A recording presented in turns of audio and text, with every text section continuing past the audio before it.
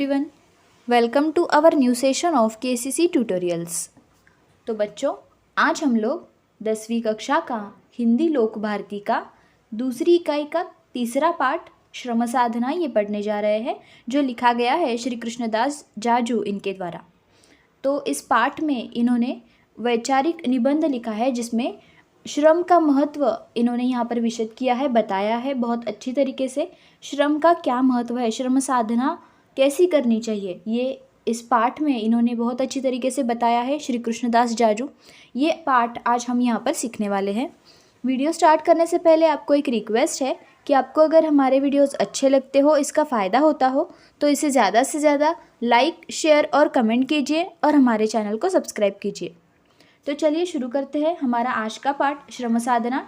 श्री कृष्णदास जाजू, इनका परिचय जानते हैं। देखिए, इनका जन्म 1882 अकासर राजस्थान में हुआ था और इनकी मृत्यु 1995 जयपुर राजस्थान में ही हुई थी। इनका परिचय, श्री कृष्णदास जी 1920 में महात्मा गांधी जी के संपर्क में आए और देश सेवा के कार्य में जुट गए। ये जो श्री कृष्णदास जी जाजू है, ये महात्मा गांधी के साथ देश कार्य के सेवा में इन्होंने अपना जीवन व्यतीत किया है। आपको लोक सम्मान स्वरूप तपोधन कहते हैं। इनको क्या उपनाम दिया गया है? तपोधन इनको कहा गया है। इनकी प्रमुख कृतियाँ, मतलब इन्होंने क्या क्या अभी तक लेखन किए थे, देखिए। स्वराज्य प्राप्ति में, सुधारक मीराबाई, जीवन का तात्विक अधिष्ठान आदि इनके लेखन प्रसिद्ध है। इसके अतिरिक्त अनेक पुस्तकों के संपादन में आपका सराहनीय योगदान रहा है। बहुत कई लेख निबंध इन्होंने लिखे हैं। इस पाठ में हमें क्या पढ़ना है, देखिए। यह पाठ एक वैचारिक निबंध है। इस निबंध में लेखक ने मानवीय जीवन, संपत्ति के स्वामित्व, मनुष्य की प्राथमिक आवश्यकताएं, शारीरिक एवं बौद्धिक श्रम आदि का विशद विवेचन किया है। इन सभी बातों का अच्छी तरह से विवेचन इन्होंने इस पाठ में किया है कि मानवीय जीवन कैसा होता है। संपत्ति का स्वामित्व इतना भी नहीं करना चाहिए, क्योंकि ये जो संपत्ति है ये यहीं पर ही रहने वाली है। मनुष्य की प्राथमिक आवश्यकताएं जितनी हैं, इन पर ही हमें संतुष्ट रहना चाहिए। ये सभी बातें पाठ में अभी हम पढ़ेंगे ही। शारीरिक और बौद्धिक श्रम, इनका फ़र्क भी इन्होंने अच्छी तरीके से यहाँ पर बताया है। लेखक ने यहाँ श्रम की प्रतिष्ठा स्थापित करते हुए आर्थिक सामाजिक समानता पर विशेष बल दिया है। समाज में आर्थिक और सामाजिक समानता रहनी चाहिए, इस बात पर इन्होंने बल दिया है इस पाठ में। तो चलिए शुरू करते हैं हमारा आज का पाठ श्रम साधना। गुलामी की प्रथा संसार भर में हजारों वर्षों तक चलती रही। गुलामी की प्रथा हम सबको पता ही है। गुलामी की प्रथा मतलब क्या? जो बड़े बड़े राजा लोग थे पहले के काल में, जो बड़े बड़े राजा लोग हुआ करते थे, ये क्या करते थे, अपने पास गुलाम रखते थे। खरीद कर ये गुलाम इनके पास रखते थे। जो भी कुछ काम कह दे अगर इस गुलाम को, तो वो करता था। गुलामी इसे कहते हैं, मतलब उनका गुलाम बनना। वो जो कोई भी काम करे उसे पूरा कहे, उसे पूरा करना, इस व्यक्ति को कहा जाता है गुलाम। तो कोई भी काम उसे कहा जाए तो ये पूरा करता था। गुलामी की ऐसी प्रथा रहती थी। तो ऐसे पहले हुआ करता था, मतलब जो बहुत शासक है, अच्छे बड़े बड़े शासक जो है, दुष्ट हो भले अच्छे ही हो, ये लोग क्या करते थे, अपने पास गुलाम रखते थे।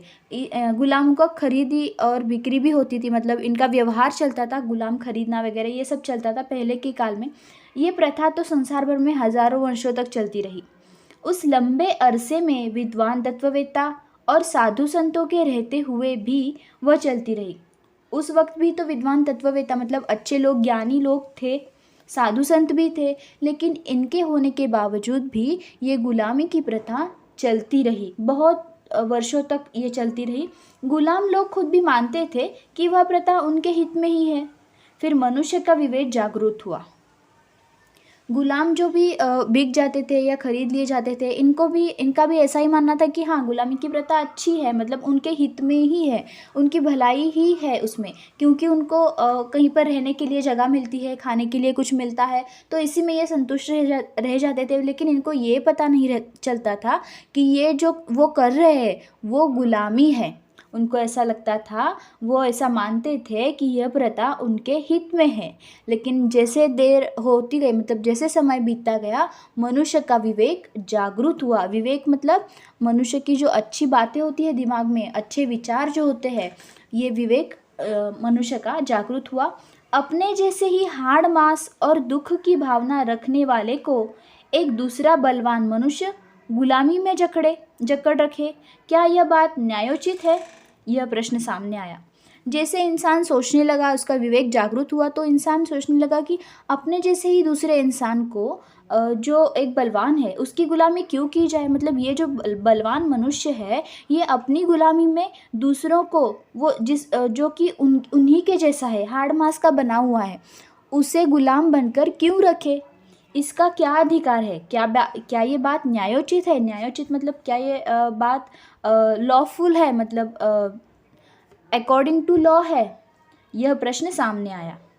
इसको हल करने के लिए आपस में युद्ध भी हुए। बहुत से युद्ध इसके तहत हो गए। मतलब गुलामी के कारण बहुत सारे युद्ध हुए हैं। इतिहास में अभी अगर हम पढ़ते हैं तो हमें बहुत जगह पर ये बातें दिखेंगी।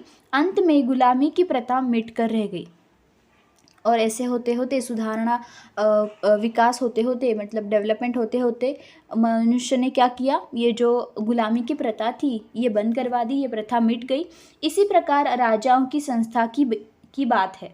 जगत भर में हजारों वर्षों तक व्यक्तियों का, बादशाहों का राज्य चला, पर अंत में क्या किसी एक व्यक्ति को हजारों आदमियों की अपनी हुकूमत में रखने का अधिकार है? यह प्रश्न खड़ा हुआ। देखिए, बहुत पहले ही हिस्ट्री में अभी हम पढ़ते ही हैं, तो इतिहास में कई दिनों तक, मतलब कई सालों तक, कई वर्षों तक राजाओं का राज चलता था। एक ही शासक के, उसके अमल पूरी जनता, पूरा राज्य कारभार इनका चलता था। ये जो राजपाट संभालते थे ये लोग, तो एक ही के हाथ में ये सब कुछ था। मतलब एक राज्य का राजा हुआ करता था। लेकिन जैसे समय बीतता गया वैसे ये बात भी मिट कर रह गई। मतलब राजा रजवाड़ों की ये जो बात है, एक ही के हाथ में शासन होना, बादशाह, राजा, शासक जो कोई भी है, इनके हाथ में ये जो राज्य चलता था ये बंद हो गया। क्योंकि किसी एक व्यक्ति के हाथ में हजारों आदमियों की ये जो हुकूमत उसके हाथ में थी, ये रखने का अधिकार उस अकेले को नहीं था। सभी निर्णय वो अकेले नहीं ले सकता था। इसे हुकूमत कहते हैं। तो ये अच्छी बात नहीं है। तो ये प्रश्न भी खड़ा हुआ और उसे हल करने के लिए अनेक घनघोर युद्ध हुए और सदियों तक कहीं ना कहीं झगड़ा चलता ही रहा। बहुत सारे ऐसे युद्ध हुए हैं इस बात पर भी कि राजाओं का शासन बंद होना चाहिए, और कहीं ना कहीं पर ये झगड़े चलते ही रह गए। असंख्य लोगों को यातनाएं सहन करनी पड़ी। अंत में राज प्रथा मिट कर रह गई। राज प्रथा जो थी, एक राज्य का एक ही राजा होना, उसके अमल पर पूरा राजकारभार चलना, राजपाट सभी बातें चलना, ये प्रथा मिट कर रह गई, राज प्रथा। और राज्य सत्ता प्रजा के हाथ में आ गई।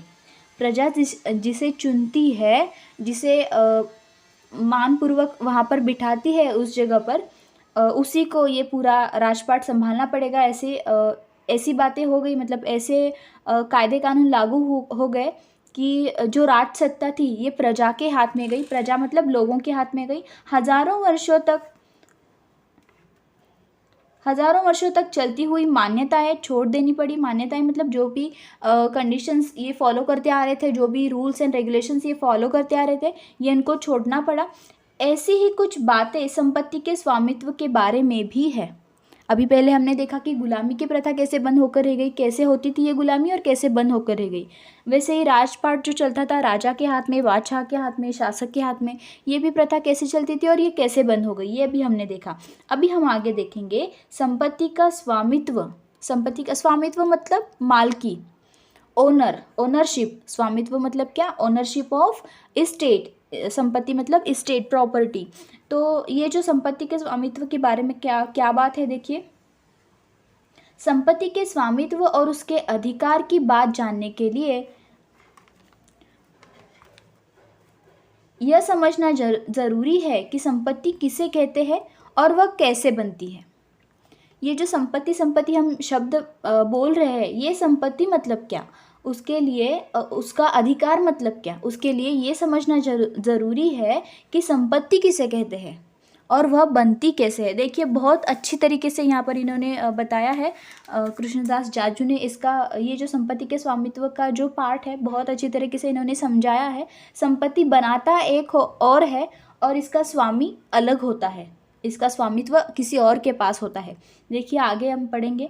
आमतौर से माना जाता है कि रुपया, नोट या सोना चांदी का सिक्का ही संपत्ति है। आम जनता मतलब आमतौर पर ऐसे ही मानते हैं कि जो भी कॉइन्स एंड नोट्स हमारे पास है, मतलब जो भी पैसे हैं यही हमारी संपत्ति है, यही जीवन की पूंजी है, संपत्ति है, स्टेट प्रॉपर्टी है, ऐसे मानते हैं। लेकिन यह ख्याल गलत है, ये बात गलत है, क्योंकि ये तो संपत्ति के माप तोल के साधन मात्र है। रुपया, पैसे, नाणे ये सब जो है, सोना चांदी, ये संपत्ति के माप तोल के साधन है, इनसे मापी जाती है संपत्ति। संपत्ति तो वे ही चीज़ें हो सकती है जो किसी न किसी रूप में मनुष्य के उपयोग में आती है। संपत्ति किसे कहेंगे हम? ऐसी चीज़ें जो मनुष्य के उपयोग में किसी न किसी रूप में आती है उसे संपत्ति कहते हैं। उनमें से कुछ ऐसी है जिनके बिना मनुष्य जिंदा नहीं रह सकता। ऐसी कुछ बातें होती है जिनके बिना मनुष्य जिंदा नहीं रह सकता, तो उसे संपत्ति कहते हैं। एवं कुछ सुख सुविधा और आराम के लिए होती है, तो कुछ संपत्तियां आराम के लिए, सुख सुविधाओं के लिए होती है। अन्न, वस्त्र और मकान मनुष्य की प्राथमिक आवश्यकताएं हैं। ये बात तो हम बचपन से पढ़ते आ रहे हैं कि अन्न, वस्त्र और मकान, मतलब अन्न फूड, वस्त्र कपड़े, क्लोथ्स जो हम पहनते हैं, और मकान मतलब घर, ये सभी बातें मनुष्य की प्राथमिक आवश्यकताएं हैं, मतलब इनको पूरा करना ही पड़ेगा। अगर ये हमारे पास नहीं है तो हम जीवित नहीं रह सकते, जिनके बिना उसकी गुजर बसर नहीं हो सकती। गुजर बसर नहीं हो सकती मतलब can not be survive, a man can not survive, human can not survive. गुजर बसर नहीं हो सकती मतलब क्या? सर्वाइविंग के लिए हमें ये सब चीज़ें ज़रूरी होती है। इनके अलावा दूसरी अनेक चीज़ें हैं जिनके बिना मनुष्य रह सकता है। सिर्फ अन्न, वस्त्र और मकान यही चीज़ें हैं जिसके बिना मनुष्य, इंसान जीवित नहीं रह सकता। प्रश्न उठता है कि संपत्ति रूपी ये सब चीज़ें बनती कैसे हैं? सृष्टि में जो नानाविध द्रव्य तथा प्राकृतिक साधन है उनको लेकर मनुष्य शरीर श्रम करता है, तब यह काम की चीज़ें बनती है। ये 3 काम की चीज़ें हैं, अन्न, वस्त्र और मकान। अन्न, वस्त्र और मकान, तो ये चीज़ें बनती कैसे हैं? जो सृष्टि में नानाविध द्रव्य तथा प्राकृतिक साधन है, नेचुरल जो सोर्सेस है, इनसे ये सभी तीनों चीज़ें बनती है। देखिए अन्न मतलब फूड जो खेतों में उगता है, और वस्त्र जो कपड़े मतलब कपड़ों धागे से बनता है। धागा कहाँ से आता है? अगेन खेत से आता है, और बहुत सारे एनिमल से भी आता है। अन्न, वस्त्र हो गया, और फिर मकान तो जो नेचर में अवेलेबल वुड है, टिम्बर है, जो भी हम यूज़ करते हैं कंस्ट्रक्शन करने के लिए, तो ये सभी कहाँ से आता है? नेचर से ही प्राप्त होता है, प्रकृति से ही हमें मिलता है। ये सभी प्राकृतिक साधन है। तो इन सभी को लेकर मनुष्य क्या करता है? शरीर श्रम करता है, कष्ट मेहनत करता है, तभी ये सब चीज़ें बनती है, तभी ये सब संपत्ति की चीज़ें बनती है। अतः संपत्ति के मुख्य साधन 2 है। संपत्ति के मुख्य साधन दो कौन से? देखिए सृष्टि के द्रव्य ये संपत्ति के साधन है, और मनुष्य का शरीर श्रम ये भी संपत्ति का साधन है। मतलब इन्हीं से संपत्ति बनती है, तैयार होती है। यंत्र से कुछ चीज़ें बनती दिखती है। यंत्र हम कहते हैं कि जो भी चीज़ें होती है वो तो जनरली यंत्र से बनती है। ऐसा दिखता है कि यंत्रों से चीज़ें बनती है, लेकिन इस यंत्र को बनाने के लिए भी मनुष्य को ही शरीर श्रम करने पड़ते हैं। इस मशीन को, यंत्र को चलाने के लिए भी इंसान को ही काम करना पड़ता है, शरीर श्रम करना पड़ता है। तो यंत्र से कुछ चीज़ें बनती दिखती है, पर वे यंत्र भी शरीर श्रम से ही बनते हैं, और उनको चलाने में भी प्रत्यक्ष या अप्रत्यक्ष शरीर श्रम की आवश्यकता होती ही है। एक मशीन है, ये मशीन अपना काम कर रहा है, प्रोडक्शन दे रहा है, तो इसे चालू करना है, इसे ऑपरेट करना है, तो इसके लिए हमें क्या करना पड़ेगा? वी हैव टू वर्क, हमें कष्ट करना पड़ेगा, हमें शरीर श्रम करना पड़ेगा। We have to operate that machine. तो इसके लिए क्या कहा है यहाँ पर? देखिए चीज़ें यंत्रों से बनी तो दिखती है, लेकिन यंत्रों को चलाने के लिए, इनको संभालने के लिए शरीर श्रम करने पड़ते हैं। केवल बौद्धिक श्रम से कोई उपयोग की चीज़ नहीं बन सकती, अर्थात बिना शरीर श्रम के संपत्ति का निर्माण नहीं हो सकता। हाँ, ये बात सच है कि बहुत सारी ऐसी चीज़ें होती है जो बौद्धिक श्रम से बनती है। इंसान की जो बुद्धि है ये बहुत तेज़ है, सबसे तेज़ है, तो बौद्धिक श्रम पर भी बहुत सारे काम किए जा सकते हैं, लेकिन सिर्फ इसी के साथ कोई चीज़ नहीं बनती है।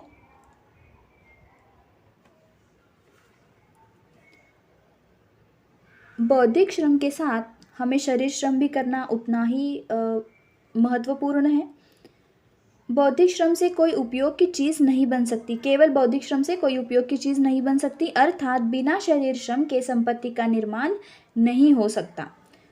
संपत्ति के स्वामित्व में शरीर श्रम करने वालों का स्थान क्या है? बहुत अच्छी तरीके से यहाँ पर बताया। देखिए, अभी स्वामित्व के बारे में ये बात कर रहे हैं।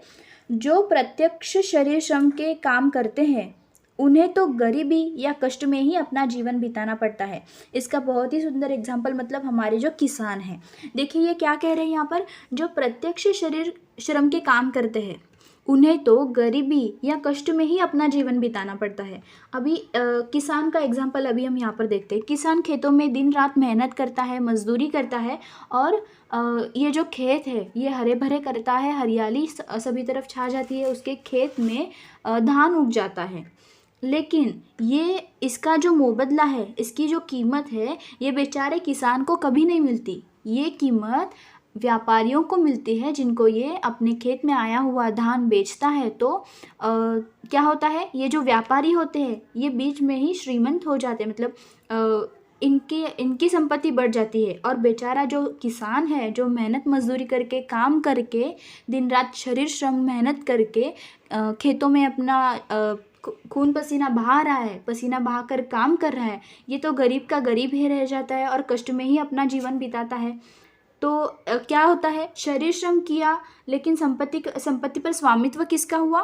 उस व्यापारियों का हुआ। मतलब जिनको ये व्यवहार में ये जो खेतों में आने वाला धान है, जो भी प्रोडक्शन है, ये बेचा जाता है, तो ये व्यापारी क्या करते हैं, और दाम बढ़ाकर ये जनता को बेचते हैं, तो इनको ज़्यादा पैसे मिल जाते हैं। लेकिन किसान को उतने पैसे नहीं मिलते हैं।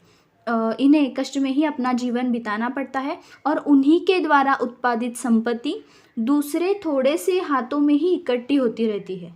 श्रमजीवियों की बनाई हुई चीज़ें व्यापारियों या दूसरों के हाथों में जाकर उनके लेन देन से कुछ लोग मालदार बन जाते हैं। देखिए कह रहे हैं कि व्यापारी लोग जो है ये मालदार बन जाते हैं। लेन देन इनके बीच में जो होती रहती है, आम जनता इनसे जो खरीदती है, तो इस लेन देन में क्या हो जाता है, ये जो व्यापारी है ये मालदार बन जाता है। वर्ष भर मेहनत कर किसान अन्न पैदा करता है, लेकिन बहुत दफ़ा तो उसकी खुद की आवश्यकताएं भी पूरी नहीं होती है। देखिए इसकी कम से कम आवश्यकताएं होती है किसान की, लेकिन फिर भी ये आवश्यकताएं भी कभी कभी पूरी नहीं होती, पर वही अनाज व्यापारियों के पास जाकर उनको धनवान बनाता है। मतलब यहाँ पर ये जो अनाज बना है खेतों में, इसमें शरीर श्रम किसने किया?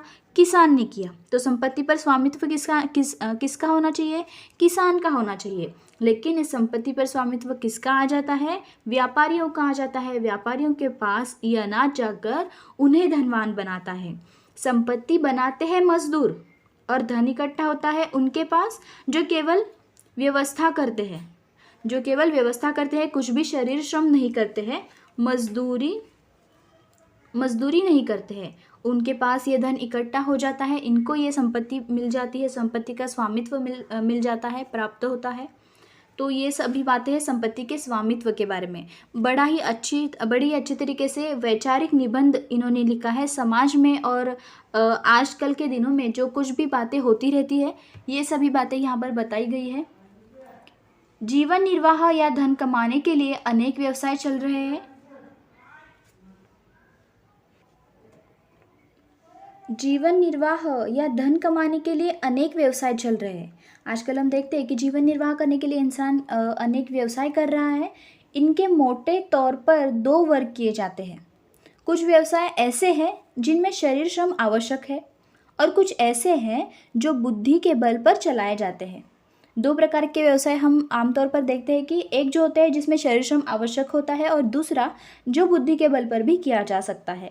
पहले प्रकार के व्यवसाय को हम श्रमजीवियों के व्यवसाय कहें और दूसरों को बुद्धिजीवियों के व्यवसाय। बुद्धिजीवी मतलब जिनके पास ज्ञान है, बुद्धि है, बुद्धि के बल पर ये काम करते हैं, मतलब जो शिक्षित लोग हैं। और श्रमजीवी मतलब जो अशिक्षित है, जिनको शरीर श्रम के अलावा और कुछ ये कर नहीं सकते, तो उनको श्रमजीवी कहते हैं। तो ये दोनों ऐसे प्रकार इनके होते हैं।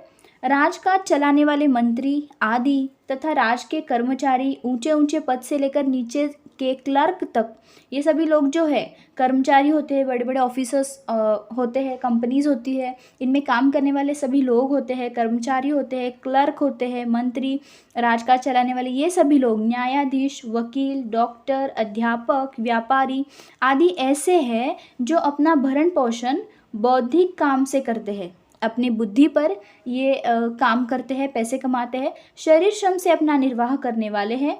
शरीर श्रम से देखिए कौन कौन अपना जीवन का निर्वाह करता है। किसान सबसे पहले, मजदूर, बढ़ई, राज, लोहार आदि।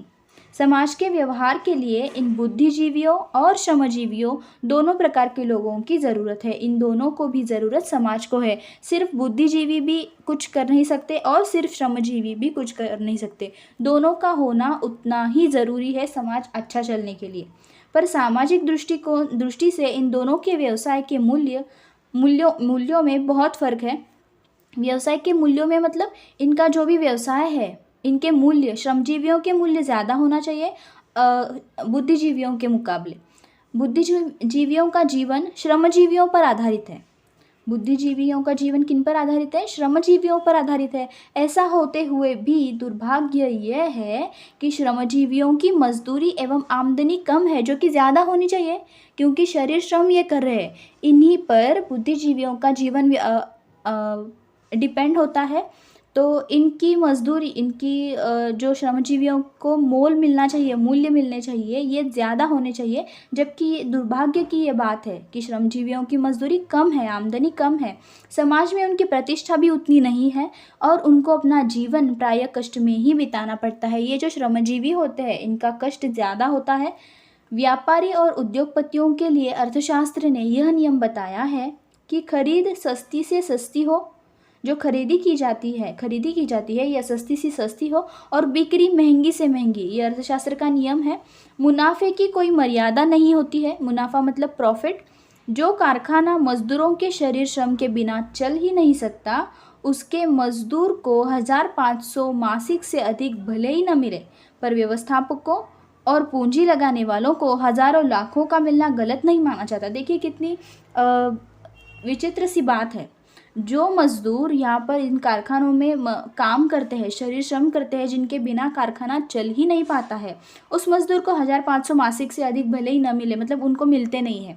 लेकिन जो व्यवस्थापक होते हैं, पूंजी लगाने वाले होते हैं, उस कारखाने में, उस बिजनेस में जो भी पूंजी लगाते हैं, पूंजी लगाना मतलब इन्वेस्ट करना, जो भी इन्वेस्ट करते हैं उस बिजनेस में, तो उनको हज़ारों लाखों का मिलना ये गलत बात नहीं माना जाता। कितनी विरोधाभासी ये हमारी समाज रचना है। यहाँ पर इन्होंने बताया है कि श्रमजीवी और बुद्धिजीवियों का अंतर, इन दोनों में अंतर क्या है और समाज को किन की ज़्यादा ज़रूरत होती है। दोनों की भी उतनी ही ज़रूरत होती है, श्रमजीवी भी और बुद्धिजीवी भी। इनके बिना किसी एक के बिना भी कुछ हो नहीं सकता समाज में, समाज आगे नहीं बढ़ सकता। तो यहाँ तक का पार्ट आज हम इस वीडियो में पढ़ेंगे, आगे का पार्ट हम नेक्स्ट वीडियो में देखेंगे। आपको अगर ये वीडियो अच्छा लगा हो तो इसे ज़्यादा से ज़्यादा लाइक, शेयर और कमेंट कीजिए और हमारे चैनल को सब्सक्राइब कीजिए। And thank you for watching our videos and good bye.